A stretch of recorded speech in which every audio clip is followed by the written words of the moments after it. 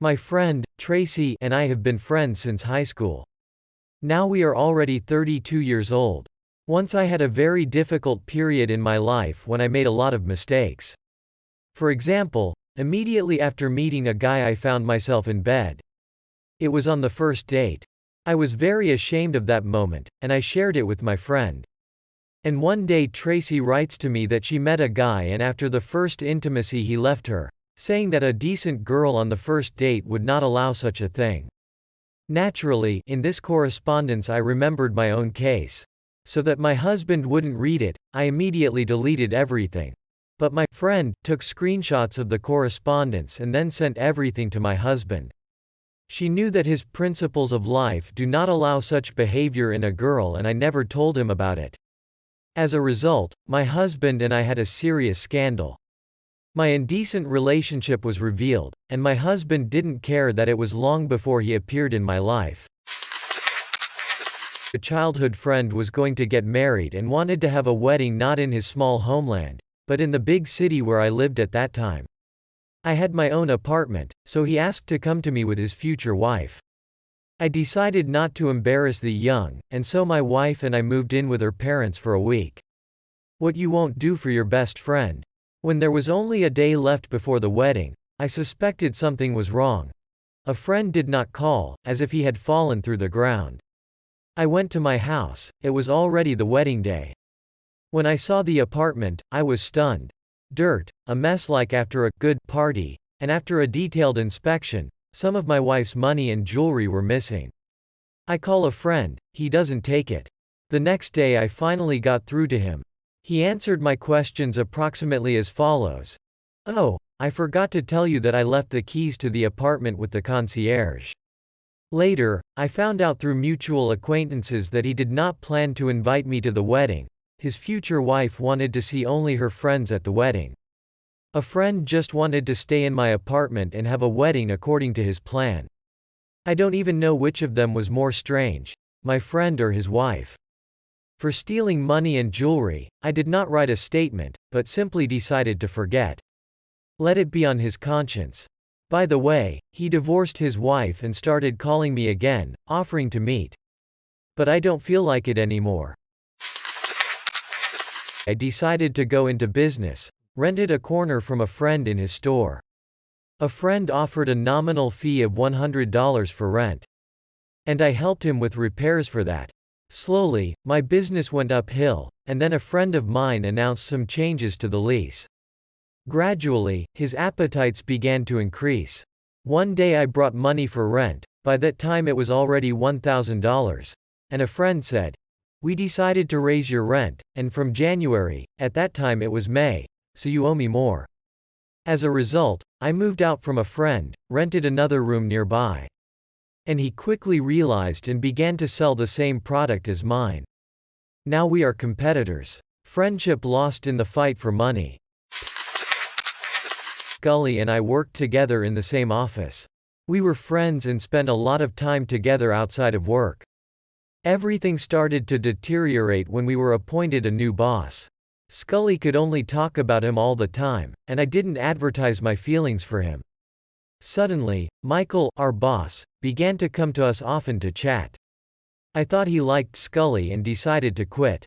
And the boss was only happy about it, saying that now he could finally ask me out. As a result, Michael and I moved in together and started planning a wedding. Scully, when she found out about our relationship, was very upset. 3 days before the wedding, she invited Michael and me to her house for dinner. After it, we both felt bad, we had to call an ambulance. The next day we were told that we had miraculously survived. The wedding had to be postponed. I was sobbing. On the day when there was supposed to be a celebration, Scully came. "Scully, we've been poisoned somewhere. The wedding had to be postponed." I couldn't hold back the tears. "You mean somewhere? I've poisoned you." She laughed nastily. "What do you mean? You hypocrite, what did you think? Will you take the man away from me and be happy? It wasn't there. I poisoned you and Michael so that life wouldn't seem like honey. This is retribution and justice, you are my girlfriend." My friend was not so lucky on the personal front. She is over 30, has no children, boyfriends change with a certain frequency. She freely came to our house for all holidays and birthdays, as well as evening gatherings and heart-to-heart conversations. We are happy to wait for her. At first I didn't attach importance to her frequent visits, I thought we were friends. The children are used to it, the husband too. She even knew where and what was in my room. Somehow she needed a towel. I started to explain on which shelf and in which closet to look for, but she answered in her own way, I know. And one day I brought the kids home with a circle earlier than the scheduled time and found her in the living room. My husband was also at home.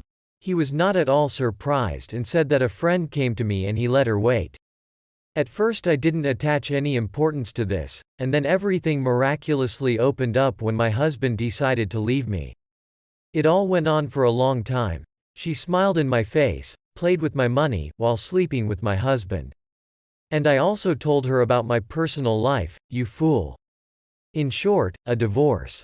Now she lives in my apartment, disposes of towels and drives the car that she and her husband chose for me.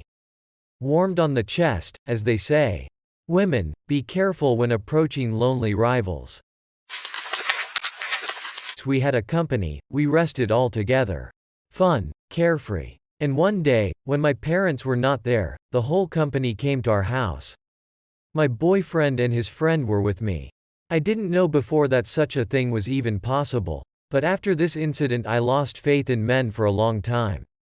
We sat up late, drank, danced, everything as usual. The wine ran out, and someone had to go get it. The lot fell on me and our friend.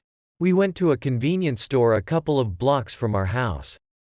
They took wine. We walked for a long time, just talking, remembering the cases from the life of our mutual friends. I was in a good mood and it seemed that nothing could spoil it.